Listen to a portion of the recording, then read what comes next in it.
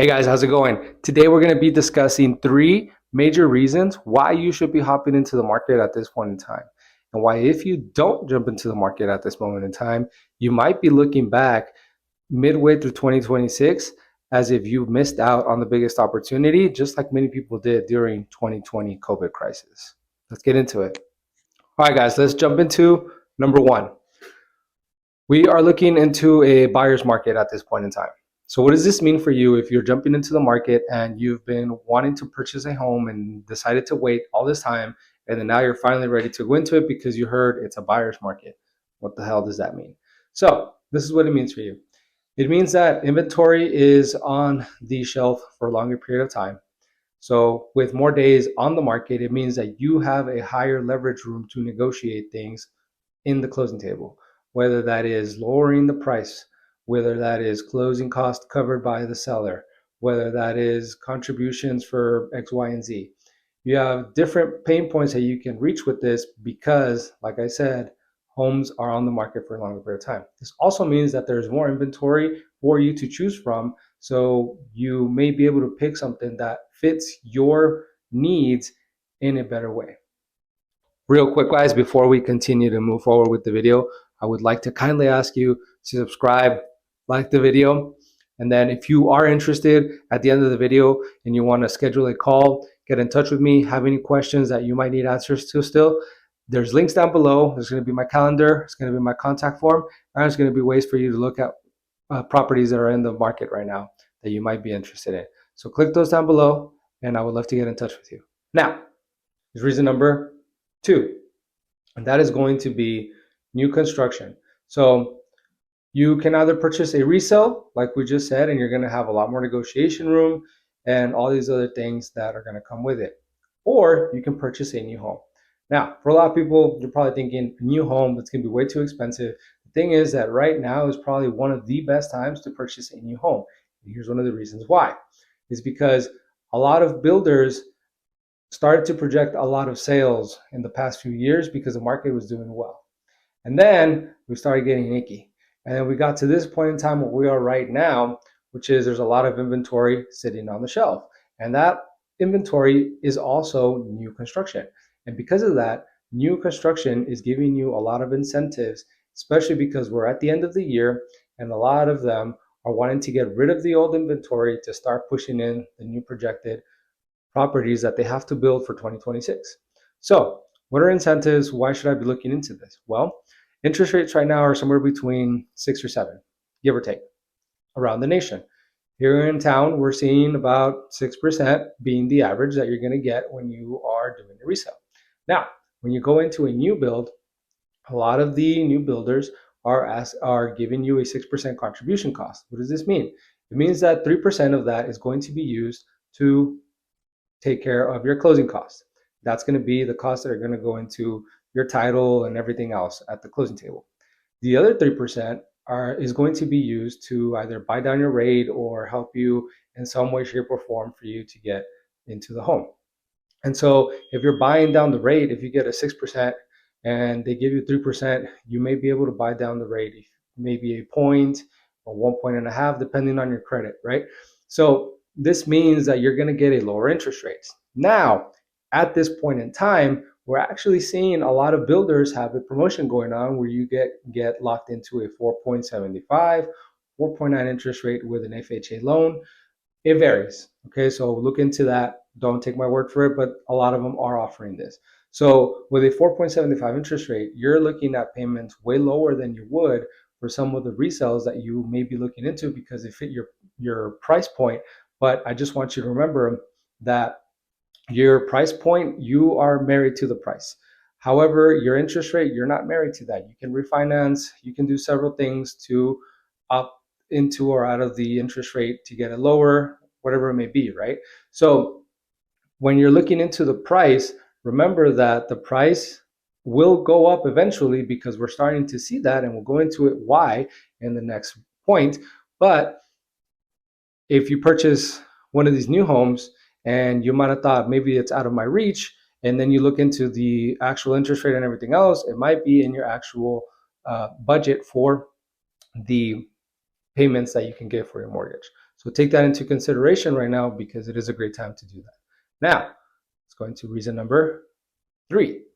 And that is going to be the economy, politics, and everything else that we have no control over, right? And so at the beginning of the video, I said that this might be the best time, and you might be looking back at it in the future as if you would have when 2020 happened, right? 2020, we saw a huge surplus in real estate. Prices were all over the place. There was bidding wars, blah, blah, blah, blah. So why would that be the same case now? Well, there's a lot of things happening in the horizon for 2026. One of them, one major one, is the $2,000 that are going to be printed out may or may not happen, right? And they may happen in a different way, shape, or form, but if they do happen in checks, several things can happen through the market. One of them being interest rates might go down. And for a lot of people, that means, yeah, I can go back into the market and I can purchase a home. The thing is that if interest rates go down, it has to be balanced. So this means that the prices are going to start to go up. Prices go up, people are ready to purchase a home. You see the house that you want. Somebody else comes in and they say, I'll offer you $5,000 more than the other person that made the offer prior to me. And then you are going to come in and say, I want to pay $10,000 more because I have money to play with.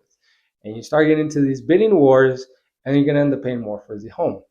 So these things are happening at this point in time that we don't have control over, but they're still in the horizon. So if you're looking to purchase a home now, it might be in your best interest to do it prior to this happening. You're like, well, the interest rates, and yes, but like I said, you're not married to the interest rate. You have options when it comes to that. So just keep that in mind as you're seeing this. Now, another thing that may happen is that the money doesn't get printed. You don't get the check, but you get a credit for your taxes, or something else is given to you in a way of the $2,000, right? So what does this mean? Well, hey, that means that the prices aren't going to skyrocket, right? And the interest rate isn't going to drop all the way down. So what's the difference? Well, here's the difference. The interest rates may or may not drop, and then we'll see a cut. We may not see a cut. However, the prices of the real estate are still going to continue to go up. 2026 is still projected to go up 10 to 15%, give or take, from one of my sources that I will link down below. Anyways, don't quote me on that. But they're still projected to go up. So if they do go up, you're going to be stuck in the same place where you are now, where you are going to say, well, I should have purchased it before because it was $20,000 less and now it's $20,000 more. Interest rates are still the same. They may be lower, but you're still going to be getting a different price on the home that you are looking to purchase.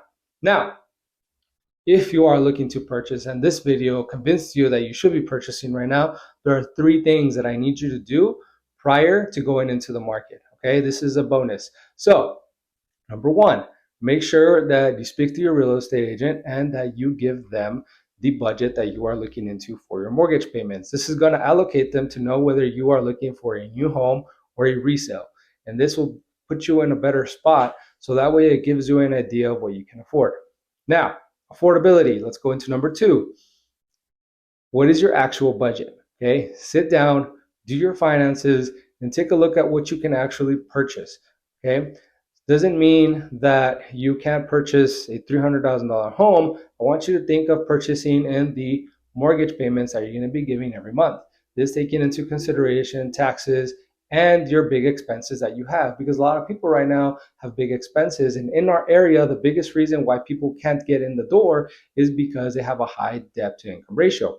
So take a look at your finances and see what realistically can you give a payment for where you're not going to be scratching for pennies, because the last thing that we want for you to do is to be in a house that you can afford, but then you can't afford to do other things or activities with your family or with your loved ones because you're pinching for pennies. That's not the whole point of you owning a home. The point of you owning a home is for you to actually enjoy your home and be able to do other things.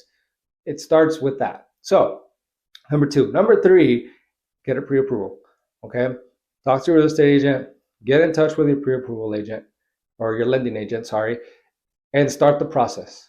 You're not purchasing the home right now, but the thing is that this is going to give us a realistic view of what you can also financially afford.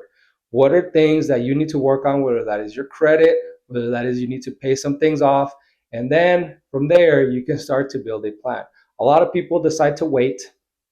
Okay. And then if you wait and you wait, but then you never do anything about it, then you don't know what you need to do in order for you to actually be able to purchase a home. So start the process now. And if that means that you still have to do wait for whatever reason, whether that is financially or whatever other cause that may be, that way you can start setting up a plan with your real estate agent, with the lending agent. They can give you the actions that need to be taken place in order for you to purchase a home, maybe 2, 3, 4 months down the line.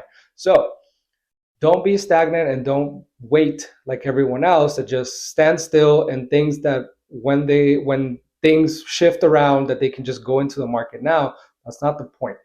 Try to educate yourself, and this is why I'm here for you, to try to give you these points. So those are the 3 things I need you to do if this video did help you or motivate you to go into the market. And if it doesn't and you still have questions about it, I would love to answer them for you. Comment down below and we'll get in touch. So